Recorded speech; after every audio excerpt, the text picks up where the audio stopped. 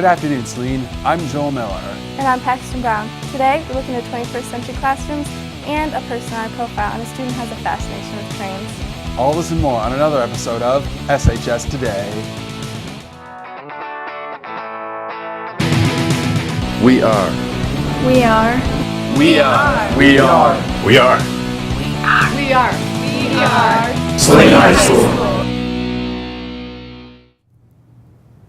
Tomorrow, Saturday, April 26th, is registration for the 24-hour relay. You can register in the Liberty School cafeteria starting at 10 a.m. until noon, or until 40 teams are registered, so get there early. You can pick up your registration packet from the office, or you can download the registration forms from the Saline Schools website. A new technology initiative has been integrated into Saline Schools. Here's Mac with a look at more. Hey Saline, I'm Nathaniel Mack. These days it seems like students are surrounded by technology.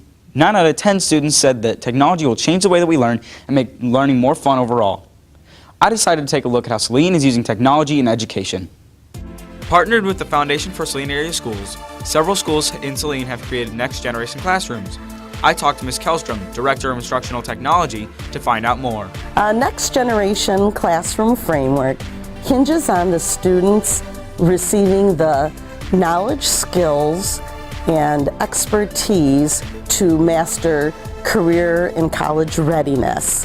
Ms. Gerba, a kindergarten teacher at Harvest, told me what the next generation classrooms are like at the elementary level. It's a different learning space. This is the world they're growing up in, and this is why Saline has decided to push this in our classrooms. Use whatever app you think you need to use. This is what the end goal should be. We saw a huge amount of growth in every single student. There's also a classroom like this in our media center. Ms. Kreppel, a teacher who uses this area to teach, explains this new way for students to learn. When you think about the 21st century learner, there are some things that are kind of a buzzword in education, and they're called the 4 C's. And so I think next generation classrooms are a thing that the district is pursuing because they allow for more collaboration between students because of the arrangement of the physical space. The 21st century model and the next generation classroom will sort of merge, I think. It seems that the next generation of students will be well equipped for the future. I'm Nathaniel Mack, back to you in the studio. Thanks, Mac, for giving us that inside look. SHS Choirs presents Cabaret next Monday, Tuesday, and Wednesday at 7 p.m. in the auditorium. Come see a magical extravaganza to benefit the choir accompanist position. Tickets are $10 for one night, $15 for 2 nights, and $20 for all 3 nights. Each night will feature a different performance. A lot of students here at Saline have fascinating hobbies. Connor Fredrichsen has a compelling fascination that not very many people have. Alec talked to him about it. Within the multitude of students that walk through the doors of Saline High School, hobbies and interests spread far and wide. Connor Fredrichsen is one of them, and his hobby is one that is, well, less than orthodox.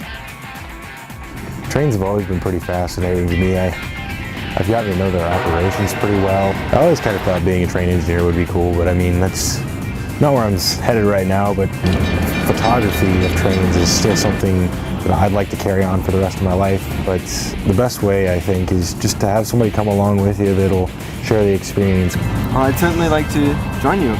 Yeah, let's go, man. Yeah, let's do it. Let's do it.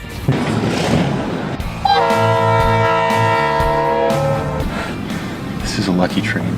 That's an RS3L, dude.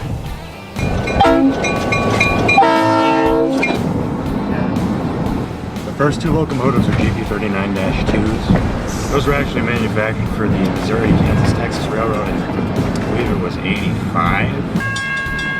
Kind of like, dude, let's go, let's go. That's one of the best ones that I've taken in a long time. After 4 hours of chasing locomotives, I now have an appreciation for his hobby.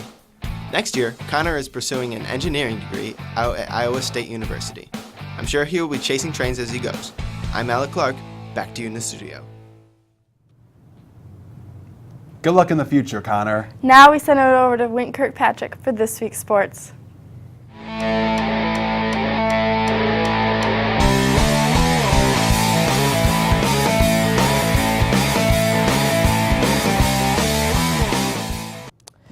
Thanks, guys. This week was a great week for Saline sports. Let's get started.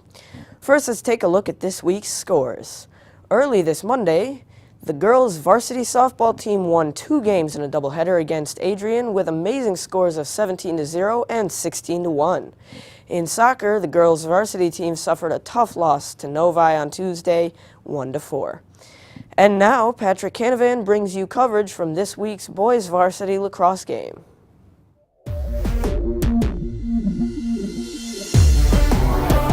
This past Monday, our boys lacrosse team took on the Skyline Eagles. The Hornets had a rough start as Skyline pulled ahead, scoring 3 goals within the first 4 minutes. At the end of the quarter, Skyline led 5-1. The Hornets fought hard in the second quarter, but Skyline still led with a score of 7-3. In the third quarter, everything turned around. The Hornets went full thrust as Schaefer, Cameron, Braun, and Beasley tied up the score at 7-7. Skyline scored with 3 minutes left in the third, making the score 8-7. The intensity only increased as Skyline scored yet again, making the score 9-7. But all that changed when Tyler Schaefer scored his second goal of the night and the Hornet defense forced a turnover, allowing Brian Beasley to tie up the game at 9-9. The Hornets forced another turnover late in the fourth. As they patiently worked the ball into position, taking several shots on goal, Tyler Schaefer fed the ball to Brett Braun, scoring the winning goal for the Hornets, making the final score 10-9. The game plan was to get our best defender on their best offensive player, which was Mark Hoffman, and that was something that we tried to do from the start. And we got lost in transition a couple times, but we say it from day one. If we play our game, there's not a whole lot of adjusting that needs to happen because we kind of have an open offense. We flow a little bit more than most teams. We kind of stole one from them today. Lastly, tomorrow the boys golf team goes to the Perry Invite at 9 a.m. and the baseball team goes to Hudsonville at 1. That's all we have for sports. I'm Wynton Kirkpatrick. Thanks, Wynton. Well, that does it for this show. Tune in next week for a look into a disease that's striking all seniors, senioritis. Thanks, guys. Once again, I'm Paxton Brown. And I'm Joel Miller. Have a great weekend, Hornets.